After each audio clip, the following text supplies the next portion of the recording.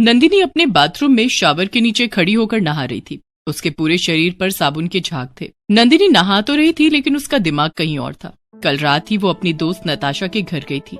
नताशा ने अपना नया घर लिया था तो वो घर की एक एक चीज नंदिनी को दिखा रही थी। देखो, ये हमारा जो ड्राइंग रूम है ना, सच कहूँ तो ये मुझे सबसे ज्यादा पसंद है। इसकी दीवार का कलर और ये जो टाइल्स है ना, बाय गॉड मेरा दिल जीत लेते हैं। एक एक कर अपने कमरे को दिखाते दिखाते नंदिनी अपने बाथरूम में गई। उसका बाथरूम भी काफी बड़ा और शानदार था, स्पेशली उसका बाथटब, वहाँ लगे नल और बड़ा सा शीशा। नंदिनी ने जब उसका बाथरूम देखा तो उसकी आंखें बड़ी हो गई। ओह माय गॉड नताशा, क्या बाथरूम है तुम्हारा, ब्यूटीफुल यार, मैंने इतना खूबसूरत बाथरूम किसी का भी नहीं देखा। ये टब तो कमाल का लग रहा है यार, काफी बड़ा भी है ये सारे सेंसर वाले डिजाइनर नल और ये शावर मस्त है यार। हाँ यार मस्त तो है लेकिन बहुत पैसे भी लगे हैं। लेकिन पैसे लगे हैं तभी तो तारीफ भी मिल रही है, और ऐसे बाथरूम में नहाने का मजा भी तो कुछ अलग होगा। नंदिनी अपने दोस्त के घर से वापस तो आ गई थी लेकिन उसका आलीशान बाथरूम उसके दिमाग में घूम रहा था। वो अपने घर में भी कुछ वैसा ही बाथरूम चाहती थी। नंदिनी के पति आयुष्मान ऑफिस के काम से बेंगलोर गए थे। जब वो वहाँ से वापस आए तो नंदिनी ने नताशा के बाथरूम के बारे में उसे बताया। मुझे सेम टू सेम वैसा ही बाथरूम अपने घर में चाहिए आयुष्मान, और जब तक तुम वैसा बाथरूम नहीं बनवा दोगे ना तो मैं तुमसे बात करूंगी और ना ही नहाऊंगी। अरे अब ये क्या बात हुई? जो है सो है। नंदिनी तुमको पता है ना, मैं तुमसे बात किए बिना एक मिनट भी नहीं रह सकता, लेकिन बाथरूम बनने में समय तो लगेगा ना, प्लीज ऐसी कसम तो मत खाओ यार। ठीक है, पर 1 सप्ताह बाद मुझे वैसा ही बाथरूम चाहिए। आयुष्मान ने उससे वादा किया और अगले दिन ही उसका बाथरूम बनना शुरू हो गया। 1 सप्ताह में उसका बाथरूम तैयार हो गया। चमकती आंखों से नंदिनी ने अपने बाथरूम की ओर देखा और आयुष्मान को गले लगा लिया। तुम सच में मुझे बहुत प्यार करते हो Ayushman, I love you. I love you too Nandini. Shah Jahan ने अपनी पत्नी के लिए ताजमहल बनवा दिया, मैं तुम्हारे लिए एक बाथरूम नहीं बनवा सकता क्या? नंदिनी अपने बाथरूम में नहा रही थी और उसकी खूबसूरती को निहार रही थी। बाथरूम की टाइल्स, वो बड़ा सा टब, सेंसर वाले नल, वो उन्हें ऐसे घूर रही थी जैसे कोई प्रेमिका अपने प्रेमी को घूरती है। लेकिन अचानक उसकी नजर बाथरूम की दीवार पर चल रहे एक तिलचट्टे पर गई। वो जोर से चिल्ला उठी, आ! उस चीख की आवाज से नंदिनी की नींद खुल गई, और जब उसकी नींद खुली तो उसके बिस्तर पर रखे उसके मोबाइल फोन की घंटी बज रही थी। फोन पर आयुष्मान कॉलिंग लिखा हुआ आ रहा था। अरे कहाँ थी? कितनी देर से तुम्हें कॉल कर रहा हूँ मैं। अब नंदिनी वो सारी बातें सपने में देख रही थी, लेकिन उसे तो अपना वो सपना सच करना था। 2 दिन बाद आयुष्मान बेंगलोर से वापस आ गया तो उसने वही जिद पकड़ ली। नंदिनी, तुम्हारी सबसे बड़ी दिक्कत यही है कि तुम दूसरों से खुद को कंपेयर करती हो। अरे तुम्हारी दोस्त नताशा बहुत अमीर है, उसके हस्बैंड के पास बहुत पैसा है, तो वो जो चाहते हैं वो करते हैं। हमारे पास उतना पैसा नहीं है भाई। देखो, मुझे लेक्चर मत दो, जो मैं कह रही हूँ वो करो।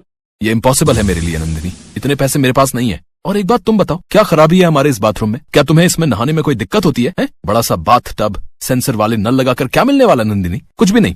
आयुष्मान ने नंदिनी को लाख समझाया लेकिन वो उसकी एक भी बात सुनने को तैयार नहीं थी। लेकिन आयुष्मान के पास इतना सामर्थ्य नहीं था कि वो नंदिनी की फरमाइश पूरी कर सकता। नंदिनी गुस्से से भरी हुई थी और इसी गुस्से में आकर वो एक रात घर से निकल गई और बस स्टैंड पर जाकर एक बस में बैठ गई। Ticket ticket ticket ticket. Ma'am साहब कहाँ जाना है आपको? अब क्या कहा? अरे मैम साहब मैं पूछ रहा हूँ कि कहाँ जाना है आपको? ये बस कहाँ जा रही है? ये तो राजनगर जा रही है, वही लास्ट स्टॉपेज है इसका।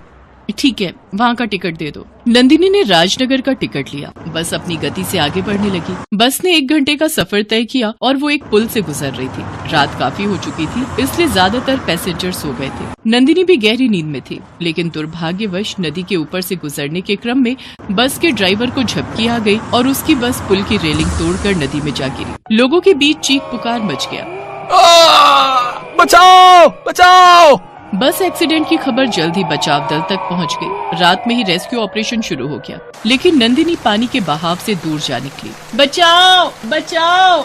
नंदिनी कुछ देर तो लहरों के साथ लड़ती रही और फिर बेहोश हो गई, और जब उसे होश आया तो उसने देखा कि सुबह हो गई थी और उसके आसपास कई सारी औरतें हैं। कौन है आप? मैं नंदिनी हूँ। मैं यहाँ कैसे आई? वो तो हमें पता नहीं। हम सारी औरतें जब सुबह यहाँ नदी पर नहाने आई तो आपको बेहोशी की हालत में देखा, तो हम आपको यहाँ नदी किनारे उठाकर ले आए। नंदिनी को याद आया कि उसकी बस का एक्सीडेंट हो गया था। उसे थोड़ी चोट तो लगी थी लेकिन वो ठीक थी। आपका घर कहाँ है? आपके घर में कौन कौन है? आप कहीं तो उन्हें खबर कर दें। नंदिनी अपने पति से बहुत गुस्से में थी। वो अपने घर वापस नहीं जाना चाहती थी, इसलिए उसने उन औरतों से कहा, मेरा कोई नहीं है इस दुनिया में। ये सुनकर उन औरतों को नंदिनी पर बहुत दया आई। कुछ देर बाद उनमें से एक औरत ने कहा कि बहन तुम कुछ देर इंतजार करो, तब तक हम सभी औरतें नहा लेती हैं, फिर हम तुम्हें अपने गांव ले चलेंगे।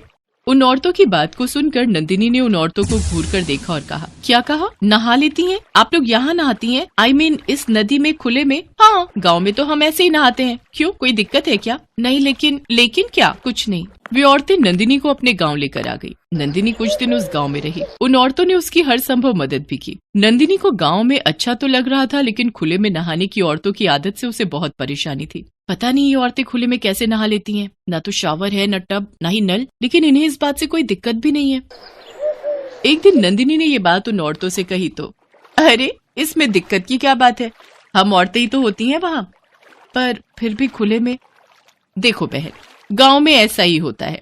हालांकि जिनके पास सामर्थ्य है वो स्नान घर बनवाते हैं, लेकिन हमारे पति का भी सामर्थ्य नहीं है तो वो नहीं बनवा सकते। जब उनके पास सामर्थ्य होगा तो वो भी बनवाएंगे, और हमें कोई दिक्कत तो हो नहीं रही। उल्टा हम सारी औरतें हर दिन इसी बहाने मिलते तो हैं, सुख दुख की बात साझा तो कर लेते हैं। उन लोगों की बातों को सुनकर नंदिनी की आंखें भर आईं और वो मन ही मन सोचने लगी कि इनके पास अभाव है फिर भी ये खुश हैं, और एक मैं हूँ जिसके पास सब कुछ था फिर भी दिखावे के चक्कर में मैं अपना घर छोड़कर आ गई। शर्म आ रही है मुझे खुद पर। मुझे इसी वक्त अपने घर लौटना होगा। पता नहीं मेरे बिना आयुष्मान की क्या हालत हो रही होगी। नंदिनी ने उन औरतों से विदा लिया और अपने घर जा पहुंची। आयुष्मान ने जब उसे देखा तो वो फूट फूट कर रो पड़ा।